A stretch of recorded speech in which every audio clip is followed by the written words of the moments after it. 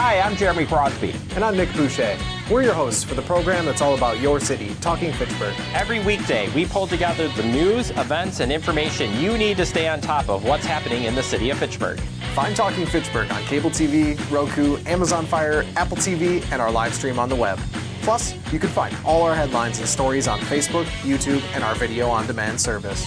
This is your city. Keep up with Talking Fitchburg and the issues affecting you and your neighbors. Want to know what's happening in your city? Get Notify Me messages from the City of Fitchburg. Visit fitchburgwi.gov on your computer or mobile device and select the big Notify Me button on the left. Enter your email and/or phone number, whichever is best for you to get notifications. Scroll down the list and select all the topics you're interested in to receive email or text messages about. You'll be notified every time one of your topics is updated. Sign up for Notify Me. One more way to keep up with your Fitchburg government.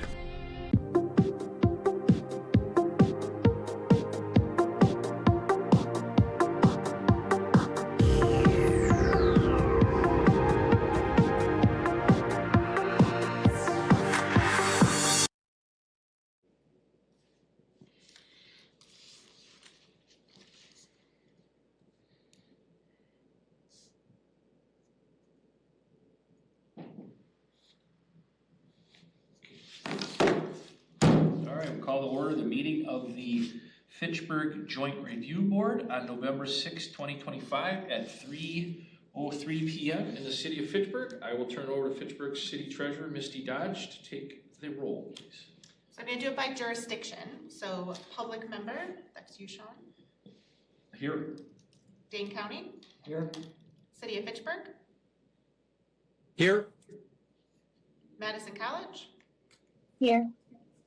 Madison School District is absent with oh no, they're here now. It's on. No, we're absent. I'm just sitting in to listen. Our voting member, Vice President Black Pearson is not. Okay. Thank you for joining us. Verona School District. Here. Oregon School District. Here. You have a quorum. Well, thank you. And Sean is going to be Sean is continuing on as Fitchburg's public member and also continuing on as chair for the meeting for us today. Thanks, Sean. Thank you, Mike, and I want to thank the mayor who was here today for your confidence in me and appointing me to this committee. Well, no. Anyway, we'll see how you last. But anyway, Julia, the mayor, for appointing me to this committee. This committee is a very statutorily meets once a year. Am I correct, Misty? Once a year for sure. For sure, possibly yes. More. And it's very unique, as we all know, for the public. Fitchburg is a unique community in a lot of reasons, but the Joint Review Board has all of the taxing jurisdictions that you see on your property tax bill. And the unique part about Fitchburg is the 3 different school districts. We thank everybody for coordinating their calendar, and we value the county, obviously the city, Madison College, and the 3 different school districts for joining us. So thank you. So Misty, minutes, we approve those? Yes, please. So you'll need a motion and a second. I would ask County Treasurer Adam to make a motion to approve the May 30th, 2024 minutes. Yes, all motion. Is there any discussion? Is there a second? I can second. Second from Sylvia from Madison College. This committee hasn't met in a while, so is there any, do we remember what we did on May 30th, 2024? I think Mike scheduled us the Friday before Memorial Day or something like that. It was just, anyway, with that, I'll accept all those in favor of approving those minutes signify by saying aye. Aye. Opposed? Aye. Opposed, same sign. The ayes have it. Thank you. Public appearance for non-agenda items. Madam Mayor, anything you want to say to the group? No.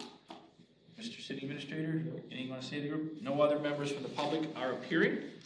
So at this time, I'm going to turn it over to Treasurer Dodge to talk about review of annual TIDs 9 and 17 in the Verona area school district. First part of our agenda would be Verona, our southwest neighbors to the city of Fitchburg. So Misty, I'll turn over to you items 5A and B. I'm going to actually turn it over to Greg Johnson, who's our partner Okay. from Ellers. They helped us with many of the TIDs. We did the supplemental reports that we'll walk through. Some of the TIDs we did only the statutorily required reports, which I'll jump in and speak about. Perfect. But Greg will take it away. Thank you. Good afternoon, everyone. So we'll start with TID District number 9. This district is an industrial district that was created back in 2015, has a maximum life of 20 years per statute. The district was amended first in 2016 and a second time in 2019 to add territory on both occasions and amend the eligible project costs. The expenditure period for this district ends in 2030, and the final year of increment collection is in 2036. The current incremental value of the district as of January 1st of 2025 is approximately $122,109,000. The fund balance in the district at the end of 2024 was approximately $4.9 million. And the projected closure based on our current cash projection is in 2036.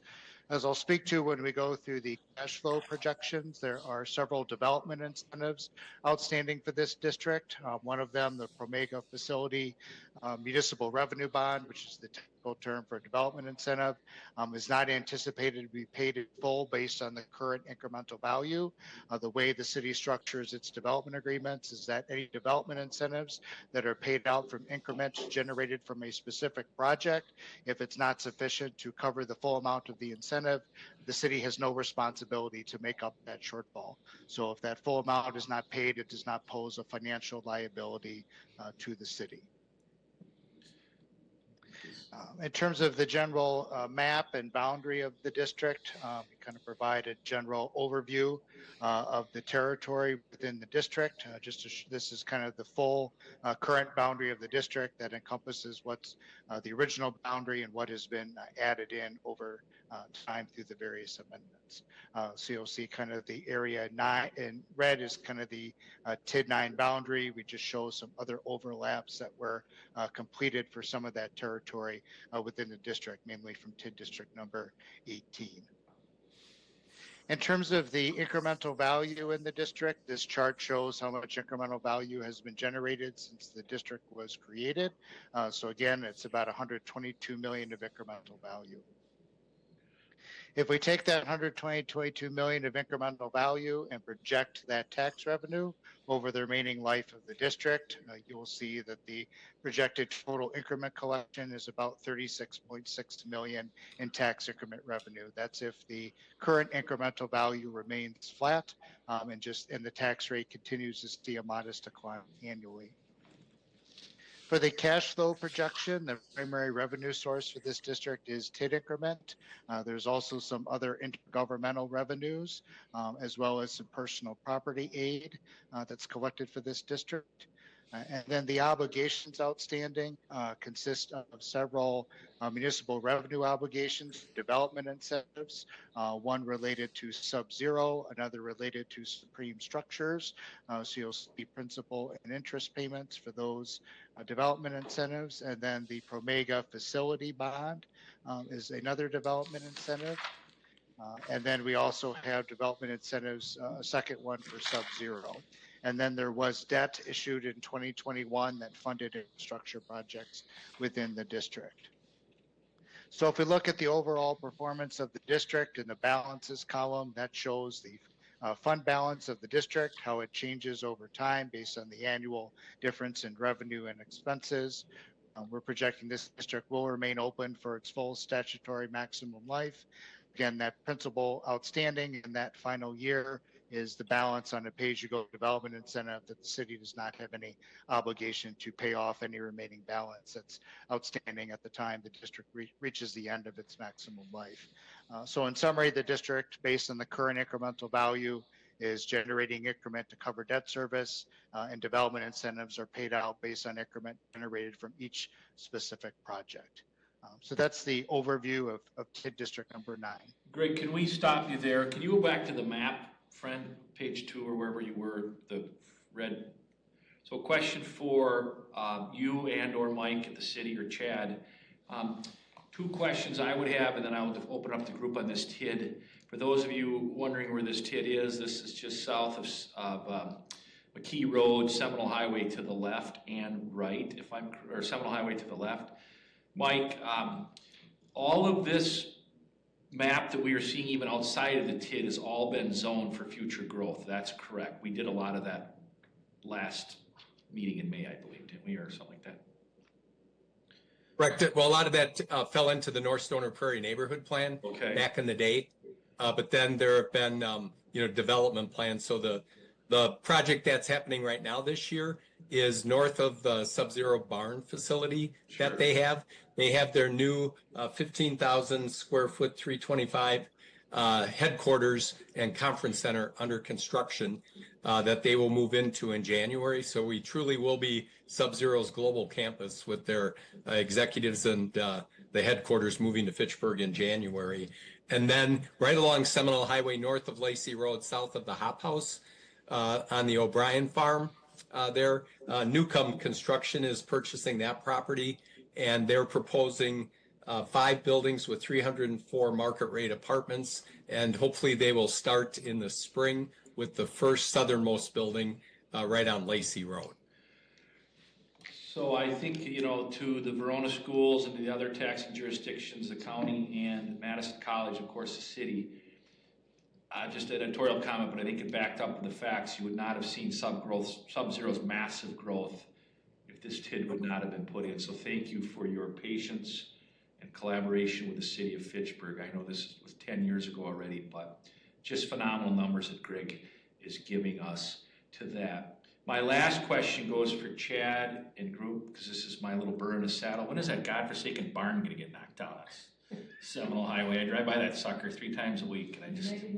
Yeah, I don't know if. Can I be part of that? If you burn it down right away. I assume they'll probably take it down when they start. This is Sean's pet peeve. There's an old crappy barn that's on Seminole Highway, and Mike loves to market the city with that barn across the neighborhood. Anyway, I've said enough. This is a very good report. Any questions on TID 9? Otherwise, we'll move on to TID 17. Again, thank you for your patience and working with us in the city on this. This is huge, and for our Verona partners, hopefully you're seeing some benefit of this as well.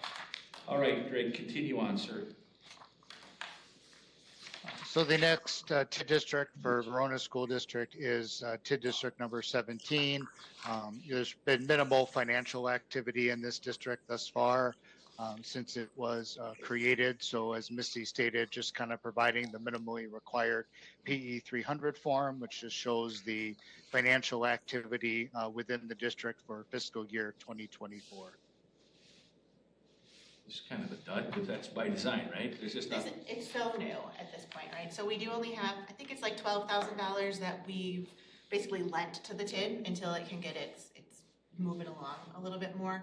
Really only administrative costs at this point. And so that's why we don't have Ellers do the full thing, because there's not really activity at this point. It is very common to be a small deficit at the beginning. And I'll just reiterate, both when Greg was talking about TID 9, but then also on TID 17, the city really takes pride in our pay-as-you-go structure, so that the big costs for the TID don't happen unless we know that there's development that's coming that's going to be able to pay for those costs.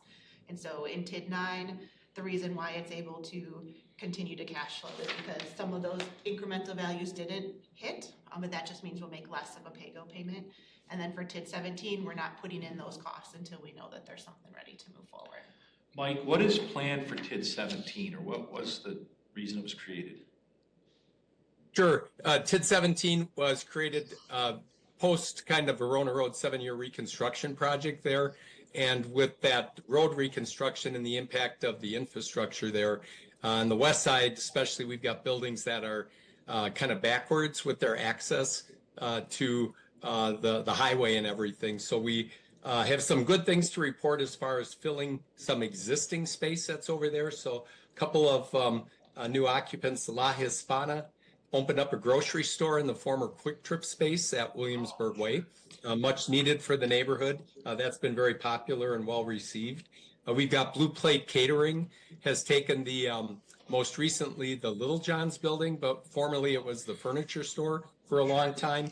They're doing a significant renovation of that. That's going to be Blue Plate Catering's headquarters, but they're also going to have a special event room in there that can accommodate like business and corporate events, approximately 100 people there. So if you're looking for a great place to have an event, that's an option for you. And then the former Dry Bean, most recently Mad Power Yoga, has been transformed into the Loxley Event Center. And that can accommodate larger groups, I think maybe up to 250 or 300. So Again, good absorption of some existing space and them being transformed and seeing some reinvestment. I think ideally we'd like to see more catalytic type redevelopment where maybe some of the sites are completely redeveloped.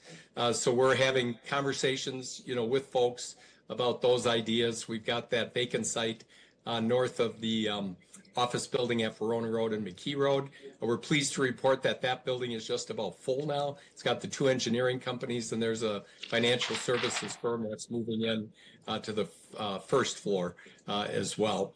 And then some good things happening abutting this TID district on the quarry site, the outfield west of Verona Road, Fitchburg Road. We've got Jamestown Quarry that's coming with a Chase Bank, Chick-fil-A, McDonald's, and a Crew Car Wash along the front, and then hopefully a portfolio of junior box in the middle, and then 2 multifamily buildings there that'll have about 540 multifamily apartments. And then over on the east side of Verona Road, just outside the district, General Beverage finished their headquarters expansion last year. So some really good things happening kind of in that corridor as we're kind of transitioning post that Verona Road reconstruction. But more work to do. One other thing I will mention that quietly happened is Ceres was acquired by a company out of New Jersey, CNA Global, and we were in contact with them. CNA Global has now acquired the real estate and the building, which means that the Ceres operations will be staying there on the east side of Verona Road. Mike, did you also want to mention the accumulation and acquisition of a number of the lots in King James, Anton, and KPEC, and future use Sure. for that, as well as a very good project that'll be coming at some point? They're a really good catalytic school and community development, neighborhood development project. We worked with our partners and friends at the Verona Area School District, and they acquired those lots in between KPEC and King James Way, adjacent to Dane County's Backup Emergency Center. And then they're occupying I think have already occupied the former Painters Union building there. But hopefully, I think at approximately within 5 years, we're expecting to see a neighborhood elementary school there. So that's going to be huge for the Jamestown neighborhood for Fitchburg and just that kind of Fitchburg, West Madison area. So we really appreciate their planned investment in locating those educational and school facilities here in Fitchburg. They've been great partners for us. Mike, do you anticipate, since we got Verona on the line here, any other future TIDs in the future, potentially in the Verona district that you're talking about? Or yeah, I'll mention, you teed me up well, Sean, thank you. First off, if Chad Brecklin and I may be having some conversations while we're seeing development starting to happen on the outfield of the quarry site there, if there would be an opening to have the infield become available sooner rather than later, and we're saying 5 years or less, we maybe would come to the Joint Review Board to maybe look to do an amendment to TID number 17 if it would be that catalyst to drive that redevelopment of the infield sooner rather than later. That would be one. And then a district we haven't talked about today because it's so new is TID number 18, the one that we created last May of 24. We have a proposal for a senior housing development on Nesbitt Road across from Quivy's Grove, north of Gymfinity Gymnastics by J.T. Klein. He's proposing a 180-unit senior complex there. But it's not all senior. There's 80 units of senior and then 100 units of all-age market rate.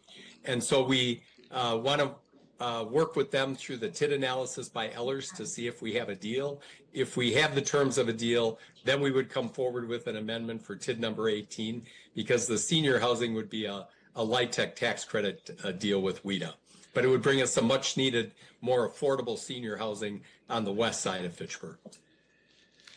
any questions at all? Chad, I have a question for you, but I'm going to open it up to the group. Any questions on Verona's side of the coin here?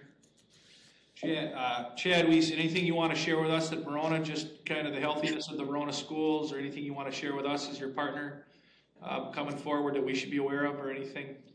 Thank you for your investment in Fitchburg, by the way. Well, Sean, I am currently sitting in my Fitchburg office, so we're happy to continue to have a little bit bigger presence over here. And the Fitchburg side of our school district. Sean, I'm still reeling from you throwing a shot across the bow from our ugly barn. So that's on the radar. We're pinching pennies over here in the Verona area school district, and we've got to squeeze it in the annual operating budget to knock that barn down. But Chad we Breckland's will got an do so. allowance going here. We'll get it done. Yeah, man, we may burn the sucker down. We might call Fitchburg and see if the fire department wants to help us with knocking that thing down and burning it. Other than that, I guess the big news for us, which was also news for the majority of the school districts in Dane County, we took a dip in enrollment this year. So I did share that. We've got a quarterly meeting with many of our municipal leaders, and we shared that a couple of weeks ago here. So the new housing growth, in particular affordable housing growth, is good for us to hear. As I think most of us are seeing, families are just having fewer students and fewer kids with just the state of the economy and the cost of living in Dane County. So yeah, we're down 100 students this year. So that was kind of the big news for the year. We expect that to be a temporary dip with all of the new housing growth going on in the district. But nonetheless, it does have an impact on what things look like on an annual basis as far as our budget goes. Other than that, the district's certainly supportive of these TIDs and continuing on. Adam or anybody else got questions for Verona? I'm good. Thank you all, and again, thank you very much. May I jump in quick? Yes, please. I do have one other thing to report. So we had our TID 6, which was the one out by the Target area, the Orchard Point. We closed that back in 2022. When we did the closure, we withheld an amount that was encumbered to help litigate 2 outstanding assessment claims that were still outstanding. Those have since been wrapped up. So I have an additional amount that I need to wire out to each one of the overlying jurisdictions. The total amount is $220,000. That gets allocated based on your share of the tax bill way back when. I'll be emailing all of you to see from a timing perspective. I know sometimes you want checks to be, or wires to be made in one point of time versus another point of time.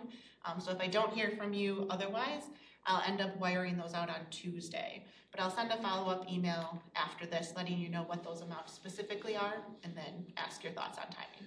And then Mike will go back to FACTv and get the, how dare you knock down that old golf dome to put a TID up for a target. Anyways, Fitchburg's all grown up now. Thank you, Chad, and wish everybody the best out in Verona. At this time, we will then move on to, am I okay doing this, Misty, moving on to the Madison schools? I know, Bob, you're a guest, but we want to get to the Madison schools here, so I will turn over to Misty and Greg for their report on Madison schools, items 6A and B. Greg, you want to take over TID number 10 first? Sure. Just maybe a point of clarification. Did you want to take action on agenda item number 5, which was that's the correct. resolution for the Verona School District? Yep, thank you. Where is that, Misty? What am I? That's B. Oh, item B, approval. Adam, you want to make a motion? Yes, please. I'll make that motion. Motion to approve the 2 reports from 9 and 17 as presented by Ehlers and Associates. Can I get a second from Chad? I will second. Any discussion at all? All those in favor signify by saying aye. Aye. Aye. Opposed, same sign. The ayes have it. We are passed. Thank you for catching that, Greg. All right, now we're moving on to item number 6A, and then we'll action on 6B. Hey, Sean, do you need me to hang or is the good, right, Misty? Enjoy. Thank you, sir. All right, I'm gonna go. Thanks, Go Chad. take a sledgehammer to that barn. You won't see it anytime in the near future. Yes. All right, see you guys. Bye. Be careful, Julia. Maybe we can work on that barn. Scrap heap of history. So next is TID District number 10. This district was created in 2015. It's a rehabilitation district, which means it has a maximum statutory life of 27 years. The district was amended in 2018 to add additional territory and updated project costs. A second amendment was completed in 2023 for the same purpose. The TID district's expenditure period ends in 2038. The final year of increment collections 2044. The incremental value in this district as of January 1st of 2025 is $144,392,000. There was a small fund balance at the end of 2024 of about approximately $17,100. In the cash flow model, we'll just kind of show anticipated future capital outlay projects as well as existing obligations of the district. So in terms of the boundary of the district, there's a map that's kind of included that kind of shows, the current configuration and boundary of the district. Really, this runs right through kind of Fish Hatchery Road is kind of the primary corridor that's facilitating development within this district. In terms of the development assumptions, we show in the actual column, that's the amount of incremental value that's been generated in the district since its inception. A development that was recently approved this year is the Bowman Plaza redevelopment. That's estimated to generate almost $57.9 million in incremental value constructed over a several-year period. So we've included that as estimated future value in our financial analysis. So for the tax rate and tax income projection, we show the history of taxes collected since the inception of the district, show the estimated incremental value from Bowman Plaza. So the estimated incremental value kind of with build out of that development, so a little over $202 million of incremental value. So over the full life of the district, that's estimated to generate almost $62 million in tax increment revenue. So for the cash flow model, we have the increment coming into the district. The city has issued debt to finance infrastructure within the district. So those proceeds have come in to pay for capital expenses. In terms of the expenditures, there's a development municipal revenue obligation, PAYGO development incentive outstanding for the Plesco development. Then there was also debt issued in 2019, an MRO for the 301 South Fish Hatchery Road project, and then debt service again issued in 2020. This was primarily funding improvements on South Fish Hatchery Road.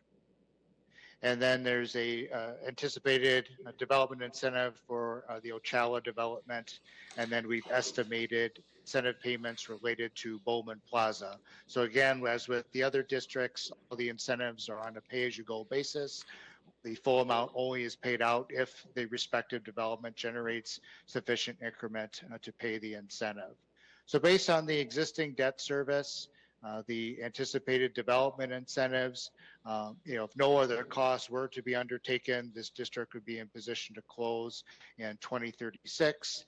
As you can see, the district still remains an active target for development and redevelopment within the city. So there could be opportunities for additional projects generating value, which could have some corresponding cost. But the district is covering debt service for the infrastructure improvements, and the development incentives are all on a pay-go basis. So the district is in strong financial position. Are there any questions on the report of that district from Greg? Mike, do you envision that TID potentially being amended at some point or not, since there's a lot going on up at Fish Hatchery Road, the northern corridor? We've already amended it a couple of times, and as Greg indicated, the next signature project will probably kick off early part of 2026, and that's the Bowman Plaza redevelopment with demolition up there.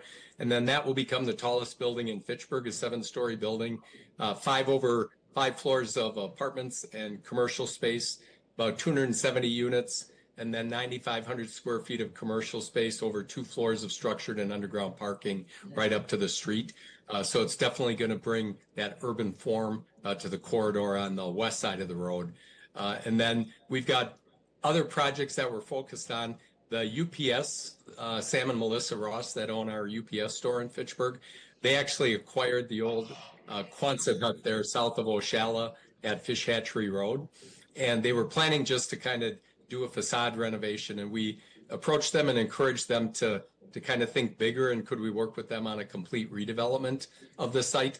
So we're working with them and Ellers to see if we can put a deal together for their project that would be a 2-story building that would have 4,500 square feet of commercial with 2 tenants, including the UPS store. And then it would have 11 apartments on the second floor. So that would be right at Oshala Drive and Fish Hatchery Road. Then the lot along Index Road north of the View Apartments that the Bowman family had, Gorman and Company is looking at that lot for a potential multifamily development that would be approximately 50 units. That would be a Light Tech WIDA tax credit, and then another 40 units that would be market rate at that site. And then shifting to the west side again, behind and west of the Fitchburg Ridge Shopping Center, just to the east of our new Hub Park facility there. EJ Plesko and Associates is looking at a potential project on the north side of Traceway Drive that would comprise 2 buildings there. Those buildings would also probably be WIDA tax credit Light Tech deals over there. So multiple things that are kind of out there, but the next one that'll be teeing up early in 2026 is at Bowman Plaza. Mike, part of that is the Bowman Dairy site, which has historical significance in our state. Is there any talk about that site at all? Is that part of the TID? Yeah, that area and the Bowman land is all part of the TID district there. What the property owner has indicated to us is once Bowman Plaza is taken down or closed on the land, and the Index Road property they close on, because those are parcels that they own, then he might be open to having conversations about that land in the southeast corner of Post and Fish Hatchery. And if you remember, there were 3 homes that ran north and south right on Fish Hatchery Road. That was previously the Skolaski family property. And the 2 guys that have developed the multifamily buildings on the east side of Fish Hatchery Road, Mike Thorson and Ned Hoyt, acquired that Skolaski property there. There's approximately 9 acres that goes from Fish Hatchery Road from west to east there. So hopefully that southeast corner, when the Bowman family is ready, that area gets master planned. And just for people's information, that acreage, about 60 some acres there, is approximately the size of Hatchery Hill, the development. So I think it shows you the potential and the opportunity in the future at that southeast corner of Fish Hatchery and Post Road. While the mayor is here, she's going to have a ribbon cutting on the Hub Community Center in North Fish Hatchery Road. So thank you for that. But you could really tell, Mike, that corridor was taken off, especially when the Wingstop came in, up in the area up there, UW Health, the chicken wing place. But no, to those of you that drive through Fish Hatchery Road over the last, I would say 10 years, it's just remarkable what is happening. The county stepped up and the city compared with them to do the Fish Hatchery Road redo, which wasn't an easy conversation, but it got done. And then the work that the city has done over the last 10 years due to TID and other things, it's really nice to see what's happening on Fish Hatchery Road. So any more questions on that part of the city TID that we discussed? All right, Greg, TID 12, if you want to walk us through that a little bit. Yes, so TID 12, this district was created in 2018. It is an industrial district. The expenditure period goes until 2033. The final year of increment collection is in 2039. The incremental value in this district as of January 1st of this year is approximately $71,201,000. The fund balance in the district at the end of 2024 was approximately $1,563,000. And you'll see that the projected closure of the district based on the current cash flow is 2037. We have a map that kind of shows the boundary of this district. So we have East Sherrill Parkway here, kind of running east and west through kind of the center part of the district. So this kind of shows the current footprint and boundary for TID number 12. We show the history of incremental value since the district was created from 2018 through construction year 2024, not projecting any additional value in this district in this analysis. So if that incremental value holds, projected over the life of the district, this would generate about $24 million of tax incremental revenue. So the cash flow projection for this district, the tax increment is really the primary revenue stream for this district. There is one MRO for Promega outstanding. This kind of shows, kind of the current payment structure. This, may get adjusted based on current increment that's coming through the district. But eventually the district kind of will get, recover all of its costs and obligations. So that's really the primary commitment that's in the district at this point in time. Mike, just real quick from you, what do you envision there in that TID? It sounds like it's well grounded, but what do you see coming, Mike Zimmerman? I think Promega continues to make investments. The buildings are constructed there with the Kornberg Center, but they're continuing to make more investments in that building and in their other buildings as far as building out additional very specialized and high-tech lab facilities. And then in the BTC building, their longtime building there, they're reinvesting multi-million dollars in bringing that facility up with investments and upgrades to it. So a lot of good stuff happening internally in all of those buildings that will position Promega not only for today, but well into the future. And then Chad Brecklin and I just met with one of our colleagues from there, and they're also looking to start to master plan some of the land that they have east of the Kornberg facility. So they're very visionary and take a long-term planning perspective and horizon, but it's good to hear them looking out for future opportunities there.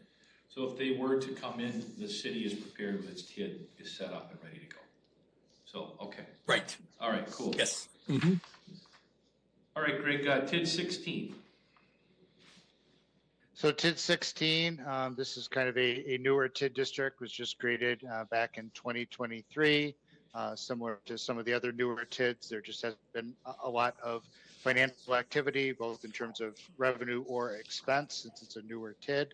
So we've just kind of provided the PE 300 form, which just shows the revenue expenses based on fiscal year 2024. But this TID remains available to kind of accomplish its objectives, but no significant activity through 2024. Mike, this is part of the town of Madison stuff. I mean, you're Yes. just getting things rolling over there, right? Is that kind of basically, this TID was created to kind of help trigger some growth, correct? Right. Yep. Infill development and redevelopment. The project that opened in December of 2024 is the Greater Heights Climbing Gym. That brought another kind of health recreation facility, 11,400 square feet, that opened right on Rimrock Road. We have been having conversations with various developers about the vacant lot to the west of the 2500 Rimrock Road building, about potentially a mixed-use development at that site, but nothing definite yet, but have had conversations with multiple entities and partners there about maybe a multi-story mixed-use building. Any questions at all on Mike, how many years ago did we close kind of that, Stuart, I can't remember his last name, Ross's dad. Stuart Brown Sales? That's been closed, right? That TID? Yeah. Okay. Yes. Okay. Yeah, that was the Brown Business Park. That was envisioned. Okay. Yep.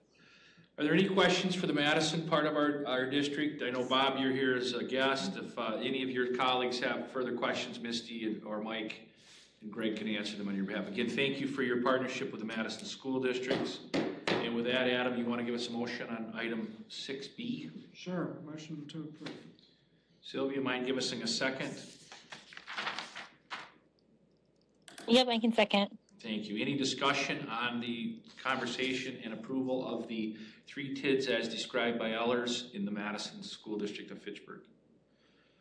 All those in favor signify by saying aye. Aye.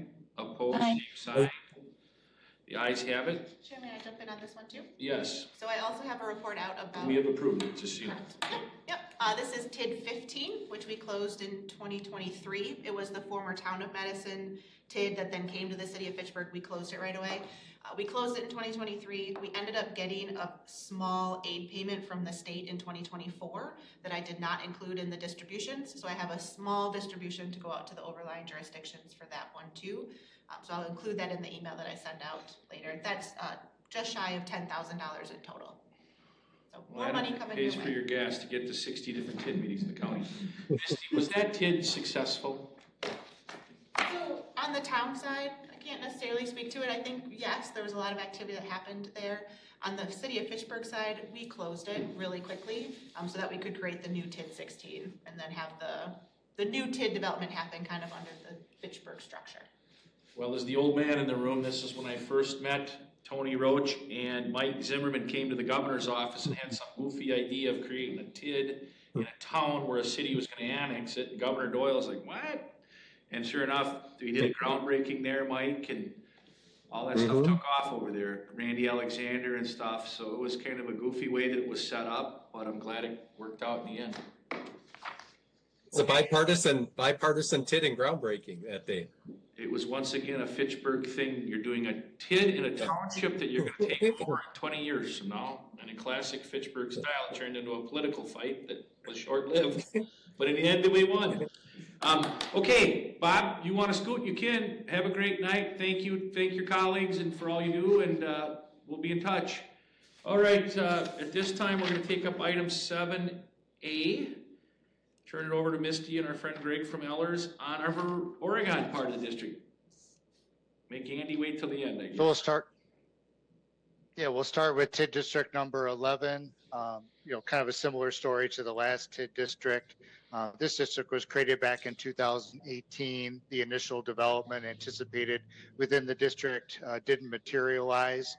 So since then, the district has remained open to facilitate other development proposals. The PE 300 form shows kind of the financial status of the district through fiscal year 2024. So again, just kind of modest, no real significant financial activity since really the creation of the district, but it remains available to facilitate other development proposals. Mike, where is that? What is the goal of this TID? Sure. Yep. We've had two development partners that their projects didn't materialize. First, it was Randy Alexander Torque Companies. Then we had the group out of Milwaukee, Kevin Newell and Terrell Walter, Royal Capital. We're hoping third time is the charm here. We've got Fairchild Development, a local developer. He lives in Fitchburg, and they are proposing two multifamily buildings with 325 market rate apartments. Then we introduced them to a senior continuum of living and care development company called Trilogy out of Grand Rapids, Michigan. They're going to be doing 119 units of independent all the way up to skilled nursing care at the site. Then there's going to be 20 townhome owner units on the north end, and then 32 single family lots and sites on the west side there. They've submitted their TIF request deposit, and they've submitted their pro forma and project information to Ellers. And so we're going to be going through that analysis, and they're working with our city planner, Deanna Schmidt, and our development team on their plans and entitlement, and hope to get and start summer of next year to move something forward. This started out as a rehabilitation district, so we're down to now kind of 20 years, but I think they're going to be able to get stuff in the ground quickly here, especially with one multifamily building and then the Trilogy Health Project. So I think that'll help to kind of accelerate things on the front end. Mike, depending on the Ellers analysis. For TID eligibility, Mike, would like soil removal, rock, because there's just a lot of that stuff over in that side of the city, would that qualify for TID reimbursement or not? Yeah, that's primarily why we created the district, was kind of rehabilitation and reclamation. Yeah. So in a lot of their project costs, it includes those kind of reclamation and geotechnical items. Okay. Hey, Mike, Andy here. The 325 apartments, do you have any idea of the bedroom makeup on those? As far as the unit mix, Andy? Yeah. I don't have that off the top of my head, but I think they have that in their submittal. So when I'm back in the office, I can look that up and send that over to you. Okay, appreciate it. Okay, yep. All right, Greg. And I'd be happy, Andy. Oh, Andy, I was going to say I'd be happy to introduce you to Mark Fairchild too, and do like a email introduction as well. That'd be awesome. I appreciate it. Thank you, guys. That's always great communication. TID number 13. Greg, fire away, my man. So TID 13 is a mixed-use district. It was created back in 2018, maximum statutory life of years. The district was amended in 2020 to add territory and update the project costs. The expenditure period for this district ends in 2033, and the final year of increment collection is 2039. As of January 1st of this year, incremental value was approximately $40,227,000. At the end of 2024, there was a deficit in the district of about $358,500. The projected closure of the district, based on the current cash flow, is in 2032. As was mentioned, there is kind of a project that's kind of going through final evaluation with the city for a 114 unit multifamily development with 12 units reserved for households at or below 60% of the area median income. While that's kind of in progress, this is not reflected in the financial analysis at this time. Oh, yeah. In terms of the boundary of the district, we've included a map that kind of shows the general footprint with the areas that are shaded located within the district. So this is East Sherrill Parkway, Green Marketplace over east. So you can see kind of the shaded areas. That's the total boundary of the district encompassing amendments.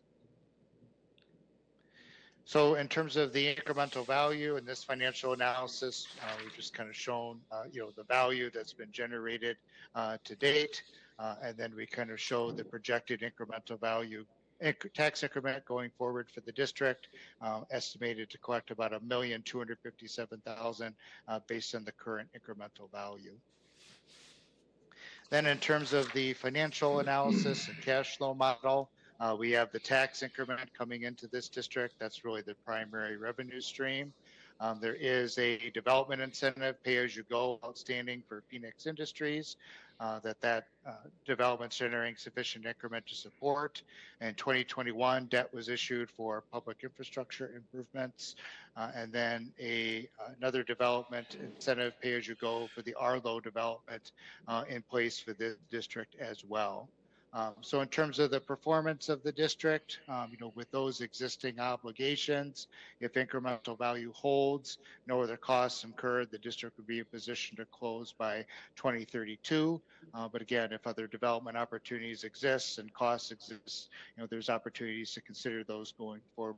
But again, debt service can be covered, and the incentives are all on a pay-as-you-go basis tied to increment from specific developments. Greg, could you go back to the map just real quickly for us, if you don't mind? Sure. So Mike, the mayor just participated in a groundbreaking. Is that part of the TID, this UW health piece, or not? Yes, it is. Where would yes, that it be is. on It's our on the map? southern. What number? It's right at the corner of 2 and 3, on the southern part of 3, right there at East Sherrill Parkway and Green Market. UW Health is going to be taking the western or the eastern part of that parcel, and then Avante right at the roundabout will be doing the 114 unit Lido apartments right at the roundabout. Then the groundbreaking was last week Thursday for the 58,000 40 bed $45 million physical rehabilitation hospital, a joint venture between UW Health, Unity Point Health Meritor, and Life Point Health, and it is taxable. So that will be a nice valuation and increment infusion into the district.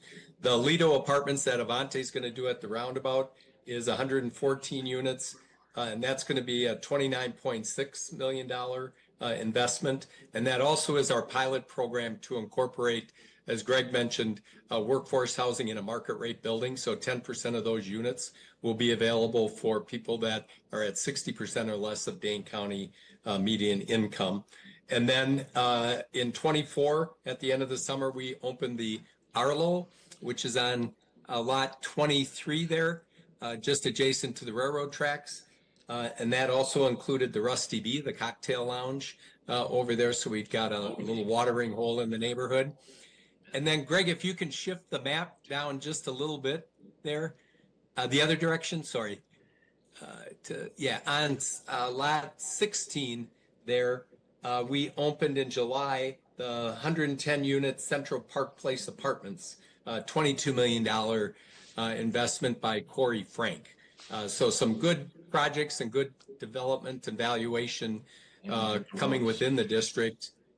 And then the next thing coming is Avante's lot number 14 that is in the district, but the land abutting it to the north that is owned by the No Oaks, which are the Holmes Boberschmidt family immediately to the north, and then to the east, the parcel running north and south, the Osborne family. But what we're really excited about is we introduced Phil Sveum to the Holmes Boberschmidt family, and he's been guiding them through the entitlement process over the last year. So they've submitted an updated Article 3, which is kind of the regulating development plan for smart code for that entire uptown area. And now they've submitted a preliminary plat. So where lot 14 is, if you kind of take the Avante land and then a portion of the No Oaks land to the north of that, there are 2 blocks on this new Article 3, blocks 35 and 36 on a different map, that we're already getting interest from developers who have put in offers to purchase on those lots to hopefully drive multi-story mixed-use developments at that site. So we're really excited that we're finally going to start to open up that northern portion. And I think this whole Highway 14 corridor is just really going to accelerate. On the east side of Highway 14 in Terravesa, Phil Sveum is finishing the 5th and final phase of that development. So it's really timely to open up this northern part on the west side because we need more inventory of lots and housing and of all types in that area. So we're really excited about what's happening over there in that corridor. Greg, maybe you saw this application. What was the but for with the UW Health piece? Because that's a pretty big project. I mean, are they doing, they couldn't have done underground parking? They didn't get TID? No. Okay. No. Yep. Okay. All right. Any questions on that? Andy, anything you're seeing from your end at all? You guys track this stuff pretty closely. No, we actually had a meeting with the mayor and she shared some of this information a couple weeks ago, or maybe it's been a couple months already. Thank you. You know, we're always looking for a Madison College campus out here, Sylvia, so you heard me say that when I was on the board for years. I've heard it before, yes. Pass that on, you know. Anyway, TID number 14, Greg, please. So TID 14 is also a mixed-use district created back in 2022. The expenditure period ends in 2037. The final year of increment collection is in 2043. The incremental value in this district is presently $25,375,000. The end of 2024, a modest deficit in the TID of $27,535. Based on the current obligations of the district, the projected closure is in 2040. So we have a map that shows the boundary of this district as well. So we have Haight Farm Road to the north, South Sayin Road to the west, and then US Highway 14 to the east. So that's kind of the current footprint of the shaded area of what's included in TID District number 14. In terms of the incremental value that's been generated, we show that by year. Again, about a little over 25 million in incremental value thus far. If that incremental value holds, just not forecasting any new growth in this analysis, district will generate about $7,306,000. In terms of the cash flow model, the tax increments is really the main revenue stream for this district. There have been really no major expenditure commitments made in this district as of yet. In the city's capital improvement plan, they do identify presently in 2028 some improvements for Haight Farm Drive.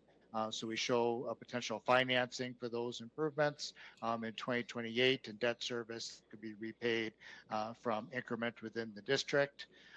So with those potential improvements in the future, the current incremental value could support the debt service and would be in position to pay off those costs potentially early. But this district is, again, newer, still opportunities for additional development and investment going forward, but a strong start to incremental value, which gives the city some financial flexibility to consider investments in the future for necessary capital. Mike, anything you want to add on that at all or no? Sure. Yep. Yeah. Leading off with this district has been significant housing development. So we've got the Juniper Apartments, which opened in July of 25. That's 169 units of market rate apartments, no TIF support for that. And then the developer of that, Ned Hoyt, with Ragtag Ventures, has the foundation in the ground for the second building. That's going to be called the Rowan Apartments, and that's going to have 210 units. And then our friend Corey Frank has been doing the townhome product that you see over there, 51 townhome rental units within that area as well. So significant multifamily rental development and investment without any TIF support for those projects there. The one that we are providing, not through tax increment district number 14, but we're providing it through our TID for housing dollars, is on lot 1 north of Haight Farm Road. There's a linear strip that runs east to west there that Sean O'Brien with North Point Development is doing 24 townhome units. He was the developer of the Limerick Apartments, the senior housing, and then the all-age townhomes there. He's going to be doing another 24 units. We worked with him and with Greg and Keith from Ellers to come up with a model of doing an upfront deferred loan, $330,000 from our TID for Housing Fund that will be repaid back in 15 years. So that's helping to drive that project. And then right on adjacent to Lacey Road, west of the new Botanical Drive that's there, Gigi's Playhouse is going to be constructing their facility. This will be a tax exempt project over there, but they're located in Monona right now, but they're in their capital campaign, but they've acquired the land over there, and they provide service to families and individuals that have Down syndrome. So that's going to be a great kind of nonprofit, and they'll be drawing people from all around the region with the families that they serve. And then I'll just add on the east side of this, that's designated more for science and tech. We continue to submit that and kind of promote to market that to our partners at WEDC, MadRep, and then brokers that are within the region as well, but no prospects yet on that site. Well, Mike, I remember 14 years ago, we sat here with the reporter from the State Journal, and we opened up the overchange, and I said, it's going to be like Christmas morning. It's taken us a long time to get Christmas morning, but are you pleased with what's happening over there, and do you envision more TIDs being created in that part of the city? Yes, I think we'll need to do something on the west side with Uptown Fitchburg. You know, with Fitchburg being unique that we don't have that historic central downtown in place there. We're aspiring to create a mixed-use urban neighborhood from a greenfield development. And so it's going to take us as the public sector being a partner with our private sector partners there to drive that urban form for things like a grocery store, more in the East Washington Festival Foods model and that kind of development. So we're going to need to figure out a geographic area for some of that vacant land, especially on the north side of Lacey Road and in the interior lots that Avante still has, to accomplish that objective and really give us that higher density urban mixed use neighborhood. The good news is that with what's happening in Terra Vista, what's going on in Hartung, now with the No Oaks Ranch land opening up, we're getting interest from developers that do that type of development. So I think we're finally at that point where Christmas is coming, Sean, here. So I think we're poised to see a lot of development activity. And then if we get the Fawside property with the, they're calling that development syncopation up there. If we get that in the ground, we're filling in that trade ring. So that's going to give us some favorable economic and trade ring demographics over there. I remember the reporter said, Sean, you might have to wait a while for that Christmas present. Well, I wish I could call her now and say it's finally come. Anyway, any questions on Greg's presentation of the 3 TIDs in the Oregon School District? Andy, anything you want to add on those specific projects at all? Not at this time. All right. Andy, do you want to make a motion on item 7B for us, sir? I will so move. Adam? I'll second. Any conversation on the Fitchburg relationship with the Oregon schools and the TIDs as presented by Ellers Associates? All those in favor signify by saying aye. Aye. Opposed? Aye. Opposed, same sign. The ayes have it. Misty, anything you want to add on that? No, thank you everyone for meeting. Andy, anything else you want to add on the Oregon side real quickly before we go? The only thing I'll share is we are down a little bit on enrollment, but not as much as Chad. So we're only down like 8 or 9 students. So we're hanging in there pretty flat. And you guys are all helping us with that, so we appreciate it. Well, we never pick favorites, but the Oregon School District, the way you communicate is phenomenal, so thank you. My question is before we adjourn, I know we gotta go here, but Chad or Mike or Misty, the whole housing relief, 2 years you can hold on to a TID, are we still doing that with the city, and how does that work in Chad? Do you mind sharing, or Misty? I'll defer to the expert. So we have done that for all of the TIDs that have closed since. You guys know what I'm talking about, right? So TID 7, TID 15, TID 4, and TID 6. We did that a 1-year extension, not a 2-year extension currently. So yes, we capitalized that money, and then economic development is working on kind of program parameters. So Lorraine to is how to working on spend that. it.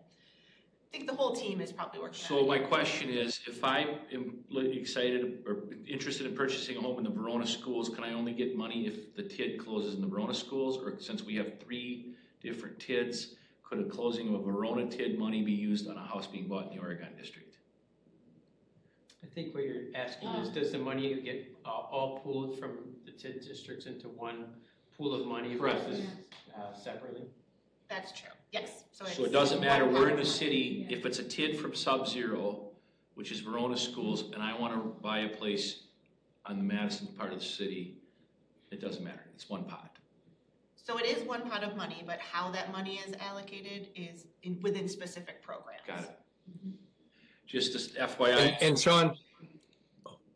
Sean, we have approximately 10.3 million in our TID for Housing Fund from the closure of those successful TID districts. And we're in the stages of implementation of multiple programs and then formulation of additional programs, including a future down payment assistance, as well as land bank and land acquisition as part of it. So I just want to thank all of our taxing JRB partners there, because not only did all of the districts that we've closed and that are active, are they positively impacting our community and all of our jurisdictions here, but just that TID for housing money to have 10.3 million, the TIDs live on to do more positive things on the housing front there. So we really appreciate our partnerships with all of the taxing entities and the various school districts that we're partners on. And I just want to say thanks to Andy and the Oregon School District for your investment in Forest Edge Elementary School, because Terra Vesa over there, that school has been a magnet, just drawing families to that area. So I think the brisk build out and already on the 5th and final phase is evident of just the popularity of families wanting to be in that school district and in close proximity. So thank you for that. Yes, I would agree on that. And question, just a point of that, their state legislature's thinking about expanding it potentially to 3-year instead of just 2-year TID. So thank you for that. My last question, I know Adam, you got to go, and Sylvia, if you guys will adjourn shortly. Greg, how many communities around the state do what Misty set this up to say the pay-go that we do? I know Middleton kind of does a different approach, and obviously you can't take opinions, or you can certainly share, but is that pay-go approach a common theme throughout of clients you work with or not, or that strategy makes sense, so to speak? It is. It's really the preferred way communities choose to offer development incentives, because it kind of shifts that performance obligation onto the developer to generate sufficient increment to repay the incentive.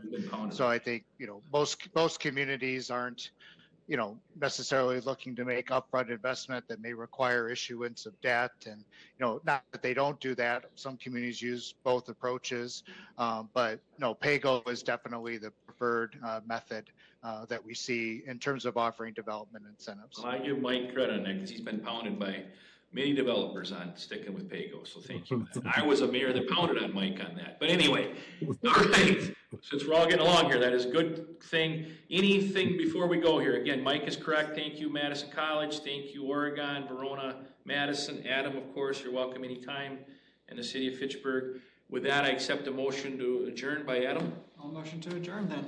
We are adjourned, seconded by Wieland. Sylvia.